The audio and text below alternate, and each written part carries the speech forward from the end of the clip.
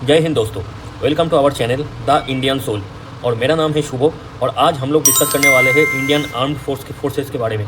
तो सबसे पहले हम जानेंगे इंडियन आर्म्ड फोर्सेस कितने टाइप का होता है और इन लोगों का काम अलग अलग कौन सी जगह पे क्या क्या काम इन लोगों के लिए अलग अलग तरीके से डिवाइड किया जाता है।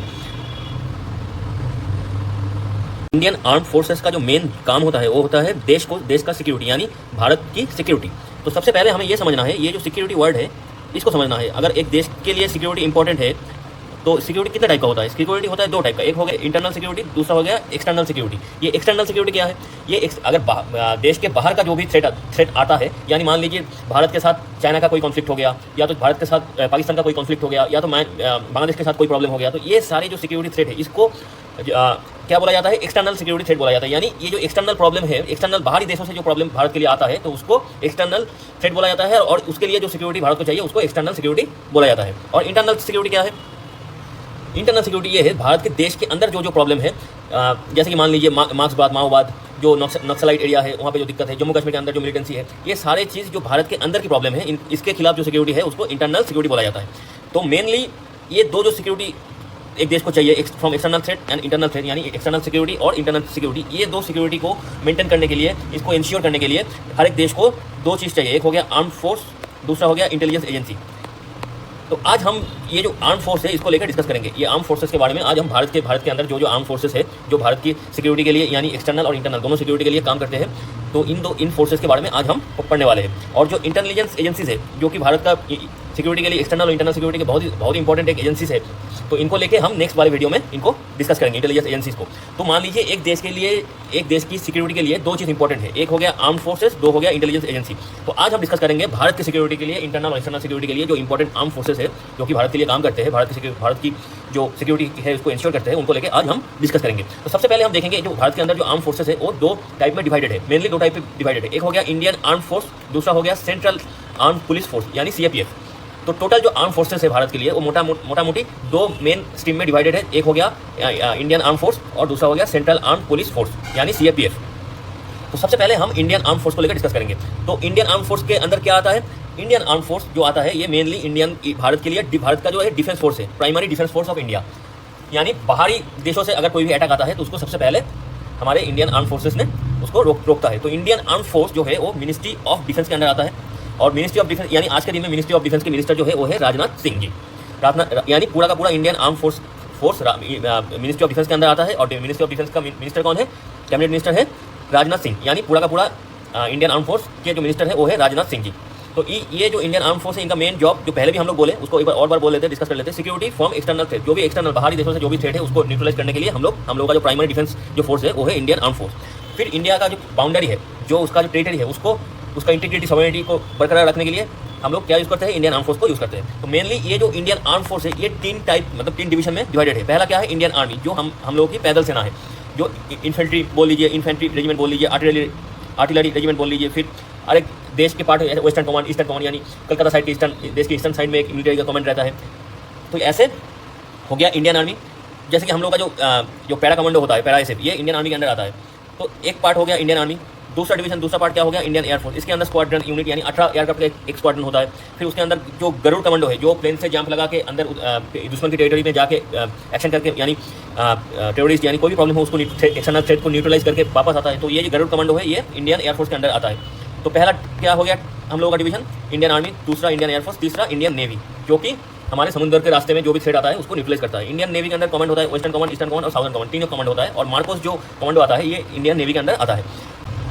नीचे ये सारे जो फोटो है, ये सारे जैसे कि पहला वाला फोटो ये इंडियन आर्मी का इनसाइन है, फिर इंडियन एयरफोर्स का इनसाइन का फोटो ये है, और ये वाला इंडियन नेवी का इनसाइन है। तो ये सारे साइंस हमारे जो नेवी, एयरफोर्स और इंडियन आर्मी होते हैं इनके झंडे में लगा रहता है, इनके जो यूनिफॉर्म होता है उसमें लगा रहता है। ये सारे उनका एक तरीके से मान लीजिए आइडेंटिटी है, एक साइन है कि ये इंडियन आर्मी से बिलोंग करता है, ये इंसान इंडियन एयरफोर्स से बिलोंग करता है, ये इंडियन नेवी से बिलोंग करता है। तो ये इंडियन आर्मी का इनसाइन है, इंडियन एयरफोर्स का इनसाइन है, और ये इंडियन नेवी का इनसाइन है। तो ये हो गया हम लोगों का इंडियन आर्म फोर्सेस, जो कि देखिए इंडियन आर्म फोर्स के एक्चुअली आर्म फोर्सेस इंडिया के अंदर दो तरीके का है। एक पहला हो गया इंडियन आर्म फोर्सेस, दूसरा सीएपीएफ। तो पहले हम बस इंडियन आर्म फोर्सेस को डिस्कस किए, जो उसके अंदर इंडियन आर्मी, इंडियन एयरफोर्स और इंडियन नेवी आता है। हम जाएंगे सीएपीएफ के अंदर, यानी सेंट्रल आर्म्ड पुलिस फोर्स, इसके अंदर। तो सबसे पहले हम देखेंगे सेंट्रल आर्म्ड पुलिस फोर्स। ये जो पुलिस फोर्स है, ये जो फोर्स है, ये मिनिस्ट्री ऑफ होम अफेयर्स के अंडर आता है। और मिनिस्ट्री ऑफ होम अफेयर्स के मिनिस्टर कौन है? कैबिनेट मिनिस्टर हमारे अमित शाह जी। तो ये पूरा का पूरा CAPF जो है अमित शाह जी के अंडर में आता है, यानी मिनिस्ट्री ऑफ होम अफेयर्स के अंडर आता है। तो CAPF के अंदर हमारे बहुत सारे फोर्सेस CAPF के अंडर है। CAPF के अंदर क्या यानी सेंट्रल आर्म पुलिस के अंदर क्या क्या फोर्सेस है? पहला फोर्स जो है बॉर्डर सिक्योरिटी फोर्स यानी BSF, ये है BSF का इंसाइन। तो BSF क्या करता है? BSF मेनली इंडिया बांग्लादेश जो बॉर्डर है और इंडिया पाकिस्तान का जो बॉर्डर है, इंडिया पाकिस्तान यानी इंडिया पाकिस्तान का गुजरात, राजस्थान और पंजाब वाला बॉर्डर, मतलब ये 3 स्टेट के साथ इंडिया पाकिस्तान का जो बॉर्डर है उस बॉर्डर को, और इंडिया बांग्लादेश का जो टोटल बॉर्डर है वेस्ट बंगाल के साथ, फिर असम के साथ, फिर मेघालय के साथ, फिर ये त्रिपुरा के साथ और नीचे मिजोरम के साथ, ये सारे बॉर्डर को BSF border security force security देता है। तो अगर हम मैप में देखें तो BSF क्या क्या काम करता है? ये जो बॉर्डर है, ये गुजरात वाला बॉर्डर पाकिस्तान के साथ, फिर राजस्थान वाला बॉर्डर पाकिस्तान के साथ, और ये पंजाब वाला बॉर्डर, इतना तक, ठीक है। तो इतना तक इस बॉर्डर का जो सिक्योरिटी है वो BSF देता है। और यहाँ से बांग्लादेश वाला यानी वेस्ट बंगाल के साथ बांग्लादेश का जो बॉर्डर है, फिर ये असम के साथ, ये मेघालय के साथ, फिर असम के साथ, नीचे त्रिपुरा के साथ और नीचे मिजोरम के साथ, ये जो बॉर्डर का जो सिक्योरिटी है, इस बॉर्डर का सिक्योरिटी भी भारत को BSF प्रोवाइड करता है। BSF का इंसाइन। फिर BSF के बाद जो आता है सशस्त्र सीमा बल। ये कौन सी, इसका जो इंसाइन है ये है सशस्त्र सीमा बल यानी SSB इंडिया और नेपाल बॉर्डर को प्रोटेक्ट करता है और इंडिया और भूटान बॉर्डर को प्रोटेक्ट करता है। अगर हम सशस्त्र सीमा बल का जो काम है वो देखें तो इंडिया और नेपाल का बॉर्डर ये वाला है, यहाँ से ये है उत्तराखंड के साथ नेपाल का बॉर्डर, फिर उत्तर प्रदेश के साथ, फिर बिहार के साथ, फिर वेस्ट बंगाल के साथ, फिर सिक्किम के साथ, ये वाला बॉर्डर यानी ये वाला बॉर्डर को, और ये इस वाले बॉर्डर को असम और भूटान के साथ, यानी अरुणाचल, असम और वेस्ट बंगाल के साथ भूटान का जो बॉर्डर है, ये दो बॉर्डर को हमारे सशस्त्र सीमा बल प्रोटेक्ट करता है। फिर आते हैं हम Indo Tibetan border police ITBP। नाम सुन के मालूम पड़ रहा है कि इंडिया और तिब्बत के बीच में जो बॉर्डर है उस बॉर्डर को प्रोटेक्ट करता है। इस बॉर्डर क्या क्या कहाँ से जाता है?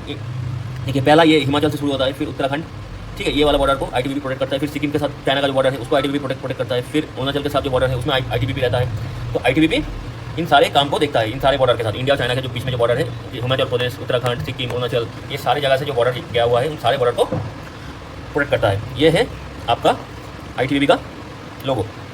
फिर आते हैं सेंट्रल इंडस्ट्रियल सिक्योरिटी फोर्स। ये फोर्स का काम क्या है? मान लीजिए कोई भी इंपॉर्टेंट गवर्नमेंट का कोई बिल्डिंग हो, यानी मान लीजिए कोई इंफ्रास्ट्रक्चर हो, यानी मान लीजिए कोई एयरपोर्ट हो, पावर प्लांट हो, या तो बड़ा सा डैम बोल लीजिए, कोई government highly important government building हो, या तो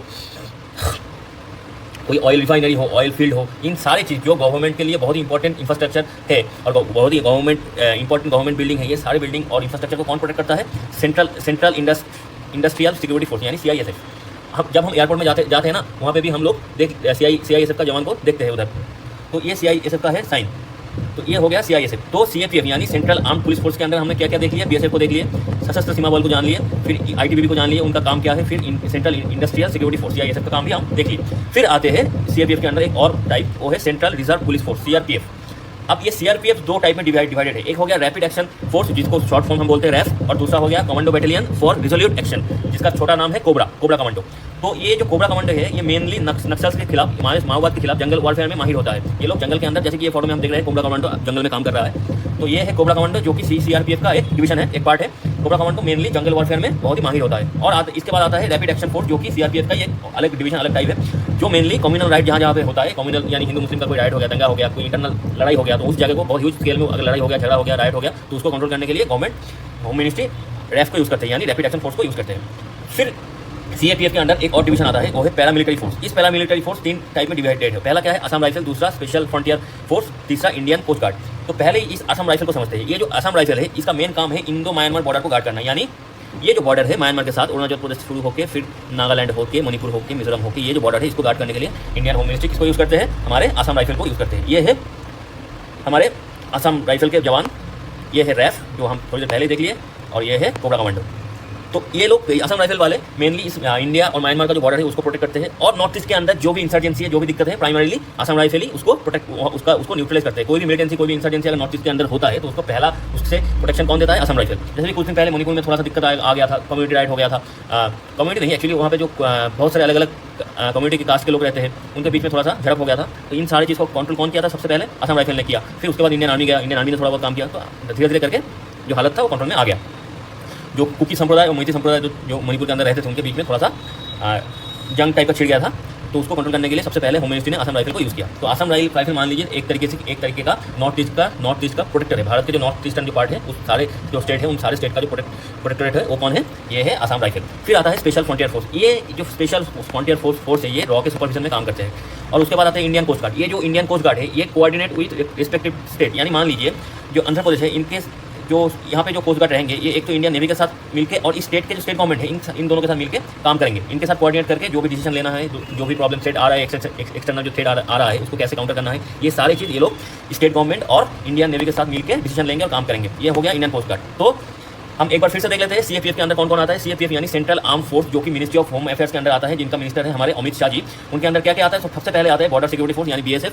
बीएसएफ क्या करता है? इंडिया बांग्लादेश बॉर्डर और इंडिया पाकिस्तान बॉर्डर यानी पंजाब, राजस्थान और गुजरात का जो इंडिया पाकिस्तान बॉर्डर है उसको सिक्योरिटी देता है। फिर आता है सशस्त्र सीमा बल एसएसबी, ये इंडिया नेपाल और इंडिया भूटान बॉर्डर को सिक्योरिटी देता है। फिर Indo Tibetan border police ITBP, ये इंडिया और चाइना बॉर्डर को सिक्योरिटी देता है। फिर सेंट्रल इंडस्ट्रियल सिक्योरिटी फोर्स, जो भी इंपॉर्टेंट इंस्टॉलेशन है गवर्नमेंट का, मान लीजिए एयरपोर्ट हो गया, ऑयल रिफाइनरी हो गया, फिर ऑयल फील्ड हो गया, ये सारी चीज़ को central industrial security force security देता है। और उसके बाद आता है central reserve police force CRPF, इसके अंदर रैपिड एक्शन फोर्स और कोबरा कमांडो आते हैं। कोबरा कमांडो मेनली जंगल वॉरफेयर में माहिर होते हैं और नक्सलाइट के खिलाफ लड़ते हैं। और रैपिड एक्शन फोर्स जो है उसको होम मिनिस्ट्री कम्युनल राइट को कंट्रोल करने के लिए यूज़ करता है। फिर पैरामिलिट्री एक डिवीजन होता है इसके अंदर, सीएपीएफ के अंदर, उसके अंदर असम राइफल जो कि नॉर्थ ईस्ट का गार्डियन है। उसके बाद स्पेशल फ्रंटियर फोर्स और इंडियन कोस्ट गार्ड आते हैं। कुछ स्पेशल फोर्सेस भी आते हैं होम मिनिस्ट्री के अंदर, जिसमें सबसे पहले आता है नेशनल सिक्योरिटी गार्ड एनएसजी। ये इसके अंदर जो लोग काम करते हैं वो actually CRPF, CISF, state police, इनसे डेपुटेशन में एनएसजी के अंदर आते हैं। फिर इनका ट्रेनिंग अलग से होता है और ये एनएसजी बन जाते हैं। एनएसजी का मेनली जो पर्पस होता है, मेन जो काम होता है एक्चुअली एनएसजी को, जब कंधार में जो प्लेन हाईजैक हुआ था उसके बाद ही एनएसजी का सोच इंडिया के अंदर आया। ये मेनली एंटी टेररिस्ट एक्शन के लिए यूज़ होता है। अगर मान लीजिए कहीं पे कुछ हाईजैक हो गया, प्लेन हाईजैक हो गया, या तो किसी होटल, जैसे कि 2008 में मुंबई ताज होटल को हाईजैक कर लिया गया था, मतलब ताज होटल के अंदर टेररिस्ट घुस गए थे, तो उसको छुड़ाने के लिए एनएसजी गया था। फिर उन टेररिस्ट को मार के ताज होटल और मुंबई शहर को टेररिस्ट मुक्त किया था एनएसजी ने। तो ये जो स्पेशलाइज डिसीजन एक्ट होता है टेररिस्ट के खिलाफ, इसके लिए एनएसजी माहिर होता है। तो ये जो ब्लैक कपड़ों में हम लोग देख रहे हैं, ये सारे हैं एनएसजी कमांडो। तो ये एनएसजी कमांडो भी मिनिस्ट्री ऑफ होम अफेयर्स के अंदर यानी सेंट्रल आर्म पुलिस फोर्स के अंदर आता है। तो ये सारे जो फोर्स है, ये सारे जो फोर्स है, इसको हम ब्रीफली देख लिए। ये सारे फोर्स सेंट्रल आर्म फोर्सेस के अंदर आता है। तो सबसे पहले आते हैं इंडियन आर्म फोर्स, जिसके अंदर Indian army, Indian air force, Indian navy आते हैं। फिर आता है CAPF, central arm police force. इसके अंदर हम लोगों का BSF, SSB, ITBP, CISF, CRPF, cobra commando, rapid action force, RAF, NSG, Assam rifle, special frontier force, Indian coast guard, ये सारे सीएपीएफ के अंदर आते हैं। तो ये पूरा इंडियन आर्म फोर्स और सीएपीएफ, ये दोनों मिलके हमारे इंडियन का जो इंडिया का जो फोर्स है, आर्म फोर्स है, उसको बनाता है। तो आशा करता हूँ कि हम लोगों की ये डिस्कशन से आप लोगों की कॉन्सेप्ट क्लियर हो चुका है। तो इसके बाद वाले वीडियो में हम लोग इंटेलिजेंस ब्यूरो को लेकर मेनली, यानी इंटेलिजेंस ब्यूरो मतलब जो भी भारत के इंटेलिजेंस एजेंसीज है उसको लेकर डिस्कस करेंगे। तो आज का वीडियो इतना ही। अगर आप लोगों को हमारी कोशिश, हमारी कंटेंट, हमारी वीडियो अगर अच्छे लगे तो इस चैनल को सब्सक्राइब कर दीजिएगा और बेल बटन को प्रेस कर दीजिएगा। तो आगे जाके जब भी हम वीडियो बनाएंगे आपके पास नोटिफिकेशन आ जाएगा। फिर जितना हो सके इस वीडियो को आप लोग शेयर कीजिए, लाइक कीजिए। और आज के लिए इतना ही। थैंक यू, गुड बाय, जय हिंद।